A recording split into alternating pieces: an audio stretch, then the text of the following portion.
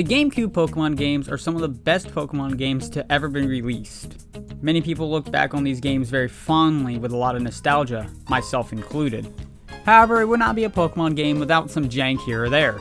And today we're going to be looking at this jank, specifically in Pokemon Colosseum, the first of the two GameCube games to be released.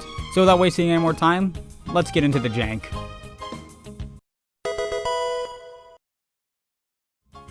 Let's start things off with a big one, the Infinite Pokeball glitch, also known as the Infinite Master Ball glitch. To perform this glitch is really simple. On your first Pokemon's turn, select the Pokeball that you want to capture the Pokemon with.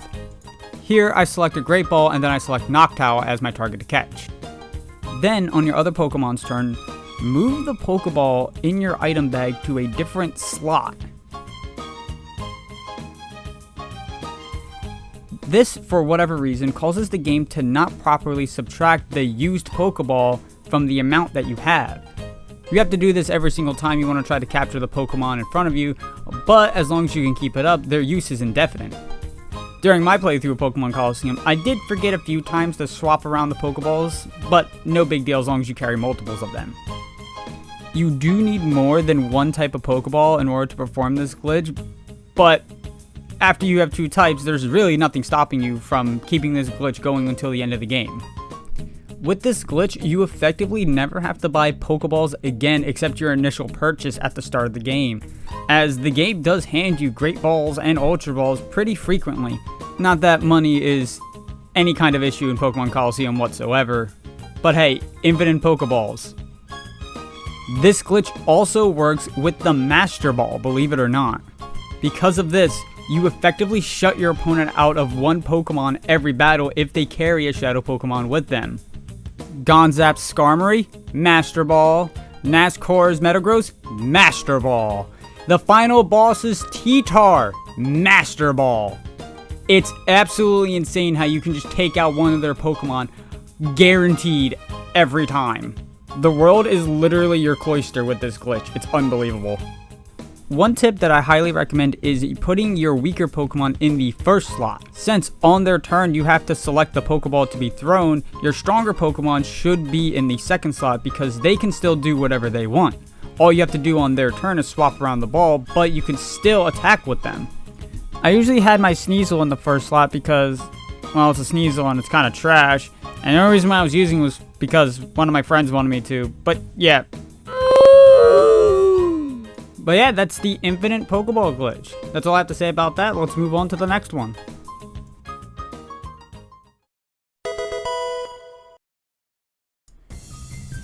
Parasong is a move that I would classify as one of those fun, gimmicky moves.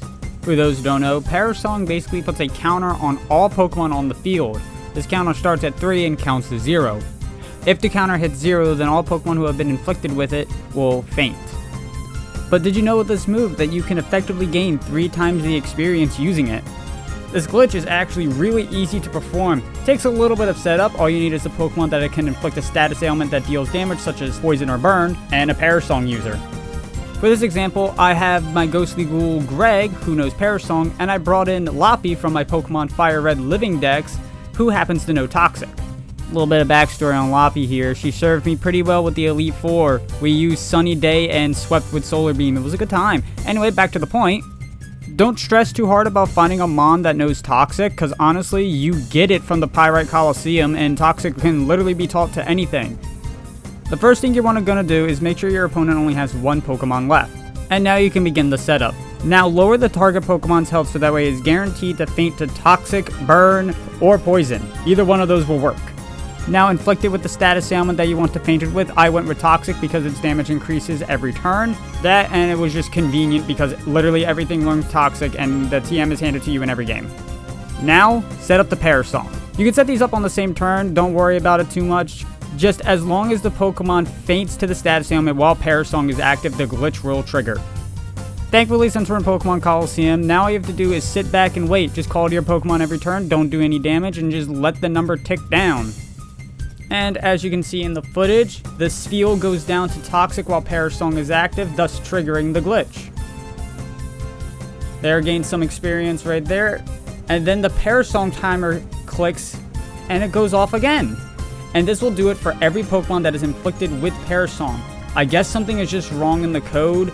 I'm not sure what really happens. I also had a Pokemon with the EXP share on. So yeah, you can effectively triple your experience using this glitch. And I think that's pretty neat.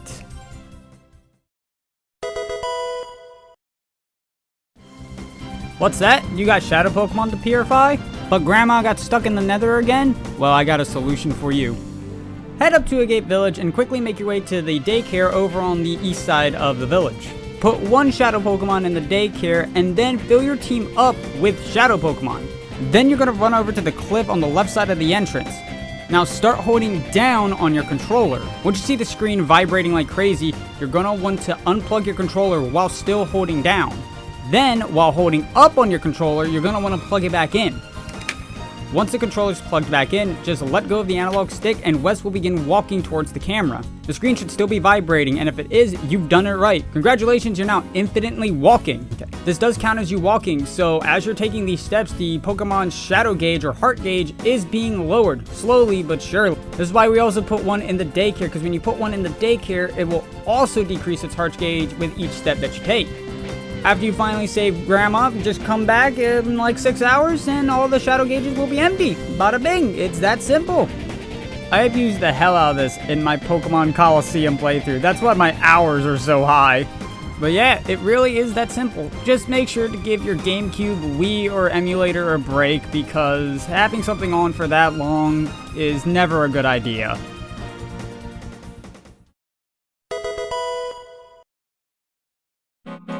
Shiny hunting in Pokemon Colosseum is very different than any other Pokemon game in the franchise. The odds of encountering a shiny Pokemon are still the 1 in 8,192 chance, the same as every other Gen 3 title.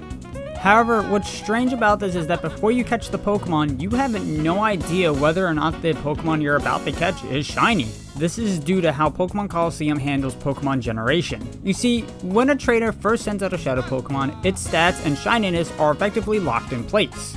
Not only that, but for that trainer specifically, it is shiny locked, meaning it will not appear shiny while on your opponent's side of the field. Due to shininess being tied to your trainer ID plus the Pokemon's ID, you can't tell if it's shiny until you catch it. Since stats and shininess are determined on the first battle, it is impossible to shiny hunt them during a rebattle. You're effectively just hunting the exact same Pokemon down to its stats, nature, and shininess over and over again. It's impossible, unless it happened to roll to be shiny the first time you encountered it and you just failed to catch it. For whatever reason, during a rebattle, a Shadow Pokemon is no longer shiny locked to the opponent's side of the field, meaning now it can show up to be shiny, but then once you catch it, it loses its shininess. So to recap, because it's really confusing, when it's on the opponent's side of the field during the first battle, it is shiny locked. It will not appear to be shiny, but once you catch it, if that Pokemon's ID happens to match your ID, it will be shiny. Once the Pokemon has been thrown out, its stats and shininess are locked in place, so it is impossible to hunt on a rebattle because it is the same Pokemon over and over and over again. There's also a false rumor that states that when you purify a shiny Shadow Pokemon, it'll lose its shininess. This rumor is straight up false. It's not true. As stated before, what determines a Pokemon's shininess is its ID versus your ID. That's it, nothing else. Moving on.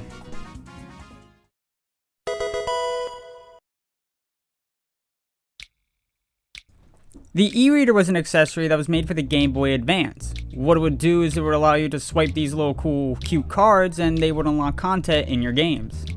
The e-reader is also compatible with Pokemon Colosseum.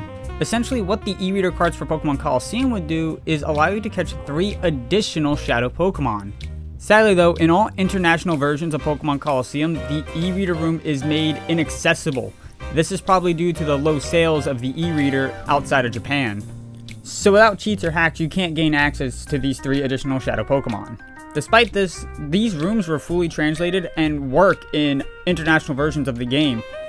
It's strange that they chose to make these inaccessible rather than accessible through any other means. They did this with a lot of other games with e-reader exclusive content, and I'm not sure why they did this.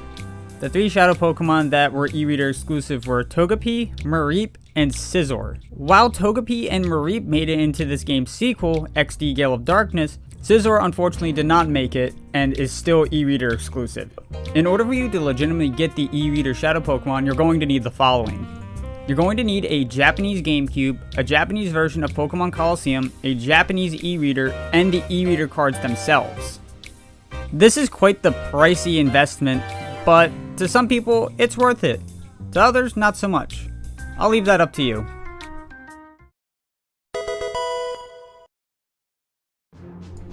Throughout the game, the player will receive emails from various characters.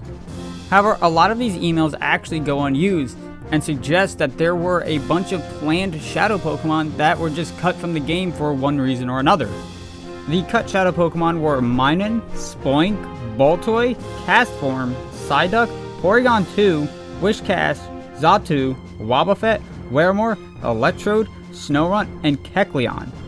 It's strange to me that Minun was cut when they give you a Plusle in the game. Not only that, but Kecleon has multiple unused emails, which to me suggests that the developers were unsure how to include Kecleon in the game. It seems like they really wanted to, but for some reason decided against it or just couldn't find a good way to fit him in, which is a shame because Kecleon is a pretty cool Pokemon. However, emails aren't the only place they found cut Shadow Pokemon. Within the debug strings, there's also mentions of Shadow Pokemon that do not appear anywhere within the game. These Shadow Pokemon are Mightyena, Breloom, Lunatone, Solrock, Roselia, Chimecho, Corphish, Seal, and Sandslash. Now, thankfully, a good amount of these cut Shadow Pokemon's evolutions or pre-evolutions made their way into Pokemon XD Gale of Darkness. Still don't understand why they cut Minun though.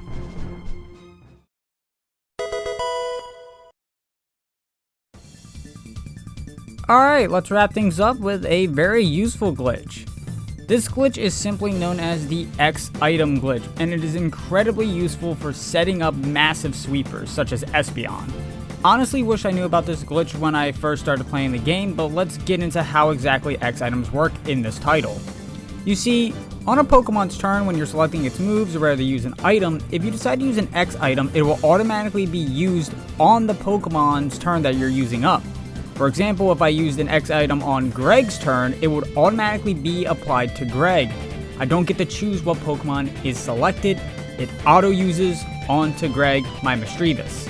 As you can see in the footage, I'm currently selecting a move. I go to use an X item, I go for X special, and it auto-uses on Greg. But there actually is a way to select what Pokemon gets the X item, and it's actually really simple to do. All we have to do is use an item that would have no effect on the Pokemon that we want to target with the X item. In the example above, I target my Espeon with a full heal when it has no statuses assigned to it. No poison, no burn, no paralysis, nothing. Then when I go to select the X special, it assigns it to Nesper despite me using up Greg's turn.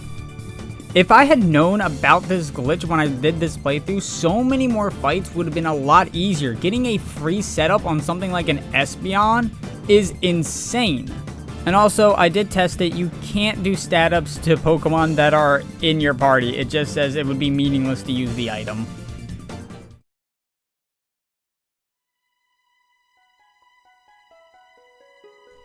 That about does it for this video. I had a lot of fun making this, and it took a lot longer than I expected due to the amount of editing I actually had to do for this.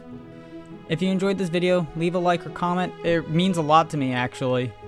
If you want to see more videos like this, go ahead and subscribe. It really helps out the channel, and you'll be notified of whenever I upload. I originally wasn't going to do a video on Pokemon Colosseum. I had one planned for a glitch that involves the Safari Zone in Pokemon Red and Blue, but I ended up making this because there was just so many interesting topics about this game, and I really love this game. I hope that by watching this video, you'll give this game a chance. It's fantastic.